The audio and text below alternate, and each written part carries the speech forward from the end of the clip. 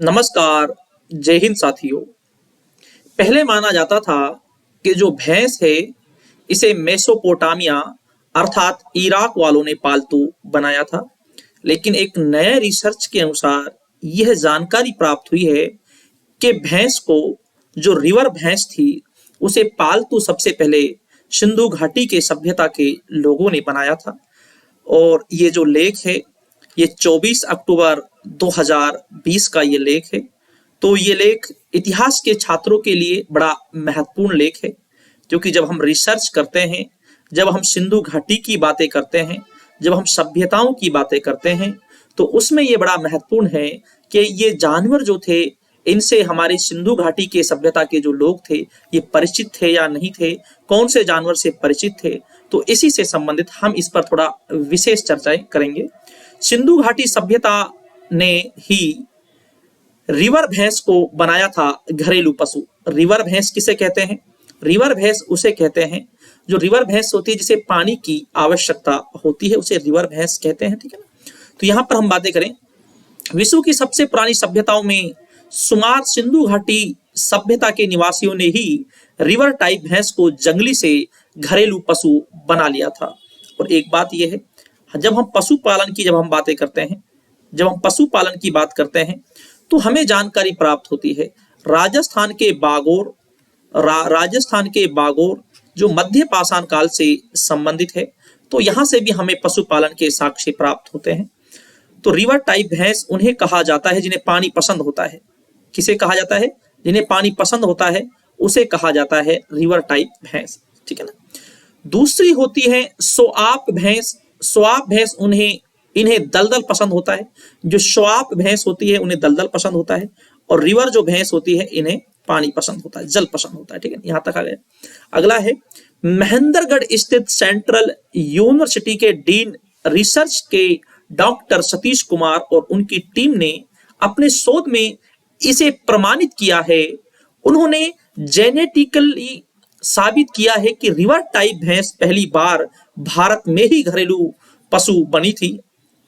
इससे पहले लोग मानते थे कि भैंस मेसोपोटामिया सभ्यता में पहली बार घरेलू पशु बनी थी। शोध के दौरान डॉक्टर सतीश ने कई स्थानों पर भैंस के डीएनए टेस्ट के लिए सैंपल हासिल किए। फिर उन डीएनए का प्राचीन सभ्यताओं में पशुपालन के लिए किए गए अध्ययन के तथ्यों से मिलान कराया गया। तब विज्ञानी इस निष्कर्ष पर पहुंचे, यह तकनीक इतनी एडवांस है कि विज्ञानी किसी भी पशु के डीएनए से बता सकते हैं कि यह पशु 10,000 वर्ष पहले कैसे रहा होगा, कितनी संख्या में जंगली से घरेलू बना होगा। भारत में अधिकतर रिवर भैंस की ही प्रजाति है। और अगर हम भारत की बातें करें, तो भारत में अधिकांश रिवर भैंस की ही प्रजाति है जिन्हें जल पसंद होता है, जिन्हें पानी पसंद होता है, उसे रिवर भैंस कहते हैं। ठीक है ना। डॉक्टर सतीश कुमार बताते हैं कि विश्व में अधिकतर राज्यों में रिवर टाइप भैंस की प्रजातियां पाई जाती हैं। ये नदियों के आसपास रहती है। जो रिवर टाइप की भैंस है, जिन्हें जल पसंद होता है, तो ये नदियों के आसपास रहती है। ये नदियों के आसपास रहती हैं, इसलिए इन्हें रिवर भैंस कहा जाता है। क्योंकि नदियों के आसपास रहती है तो इन्हें रिवर भैंस कहा जाता है। ठीक है ना। रिवर क्योंकि नदी से निकला है, और नदियों में जल होता है, तो इसलिए इन्हें जल पसंद है। ठीक है। इस शोध में जेनेटिकल साबित किया गया है कि रिवर टाइप भैंस और स्वाप टाइप भैंस दोनों पालतू बनी है। स्वाप टाइप भैंस देश की पूर्वोत्तर राज्यों में है। जो ये पूर्वी जो राज्य है, ठीक है ना, जिसकी हम बातें करें, जो पूर्वी जो राज्य है, इधर के जो ये राज्य है, इधर पूर्वीय में ये टाइप की भैंस है। ठीक है। आगे है, पालतू बनाने पर आ जाते हैं कई परिवर्तन। जब किसी पशु को पालतू बनाया जाता है, जब डीएनए के माध्यम से जब जांच की जाती है, तो उसमें कई परिवर्तन आते हैं जिनकी हम बातें करें। किसी जानवर के जंगली से पालतू बनने पर उसमें कई परिवर्तन आते हैं। आकार घटने लगता है, अर्थात जब किसी जानवर को पालतू बनाया जाता है तो उसका आकार घटने लगता है, क्योंकि फिर वो बंधन में बन जाता है। और जब वो आवारा होता है तो काफी मोटा ताजा होता है। ठीक है ना। तो एक आजाद होता है। ठीक है। आगे हम बातें करें, आकार घटने लगता है। ये इंसानों से डरकर भागता नहीं है, और ये इंसानों से फिर डरकर नहीं भागता है। उसकी कई आदतें बदलती हैं। प्रजनन क्रिया में भी परिवर्तन आ जाता है।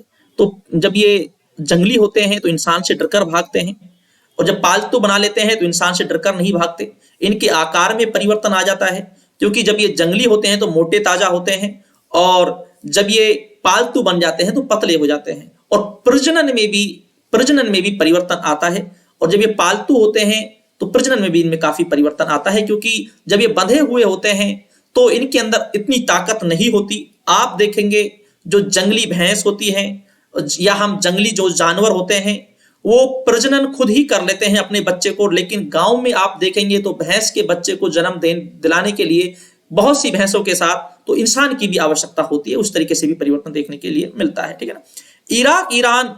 इराक में भारत से समुद्र के रास्ते गए थे ये पशु। ईरान और इराक में पहले तो ये माना जाता था कि जो रिवर भैंस है, तो ये पहले भैंस को पालतू जो बनाया गया था वो मेसोपोटामिया के लोगों ने बनाया गया था। लेकिन अब पता चलता है कि जो ये मेसोपोटामिया जो है, यहां पर जो ये भैंस गई है तो ये भारत से ही गई है, ठीक है ना। शोध में सामने आया है कि ये पशु ईरान व इराक यानी मेसोपोटामिया की सभ्यता में भारत से ही गए थे, अर्थात भारत से ही गए थे। भारत व्यापारिक देश था, इसलिए विज्ञानी मानते हैं इन पशुओं को यहां से समुद्री मार्ग से ले जाया गया होगा।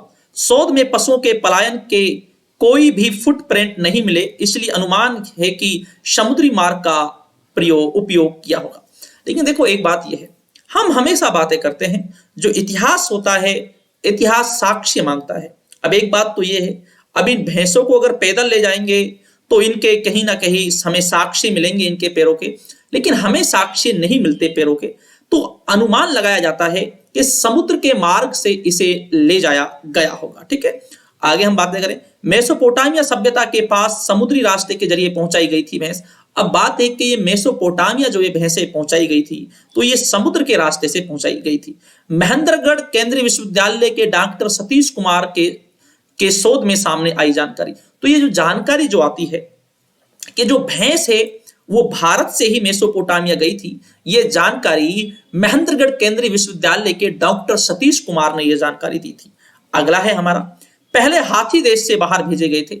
जो ये हाथी है, हाथी की हम बातें करें, जब हम रोजदी की बातें करते हैं, हड़प्पा सभ्यता का स्थल है रोजदी है। रोजदी, ये जो रोजदी है ये मादर नदी पर गुजरात में स्थित है। कहां पर है? ये मादर नदी पर गुजरात में स्थित है। तो हमें यहां से भी हाथी के साक्ष्य मिलते हैं।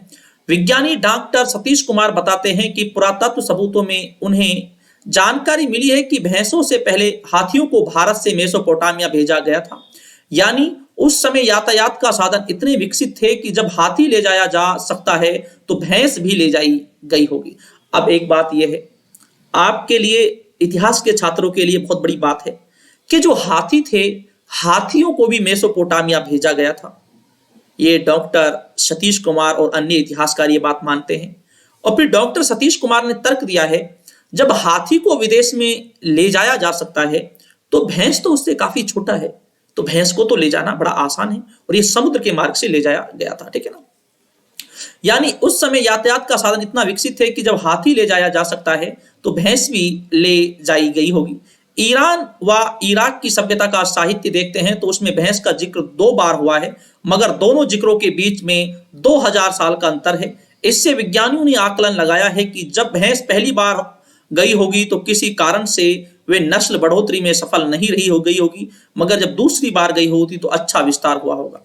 एक बार 2000 साल पहले और फिर 2000 साल बाद में भैंस का उल्लेख यहाँ मेसोपोटामिया के लेखों से प्राप्त होता है। तो बताया गया होगा कि जब पहली बार भैंस को ले जाया गया होगा तो इसकी नस्ल आगे नहीं बढ़ पाई होगी, तो विलुप्त हो गई होगी इसकी नस्ल, जो इसकी नस्ल थी विलुप्त हो गई होगी। फिर दोबारा इसे 2000 साल बाद लेकर जाया गया होगा और उसके बाद इसका विस्तार हुआ होगा।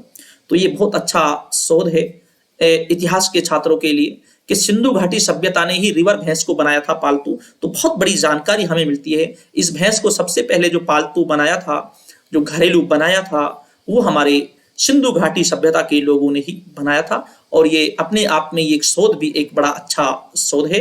तो पहले माना जाता था कि मेसोपोटामिया में भैंस को पहले पालतू बनाया गया था, लेकिन अब ये साबित हो चुका है कि मेसोपोटामिया में तो भैंस भारत से ही गई थी। तो ये बहुत अच्छी आपके लिए जानकारी है। और अगर आपको ये जानकारी अच्छी लगी हो या आपको इससे संबंधित कोई भी आपको डाउट हो तो आप कमेंट करके पूछ सकते हैं। तो ठीक दोस्तों, शुक्रिया, धन्यवाद और जय हिंद।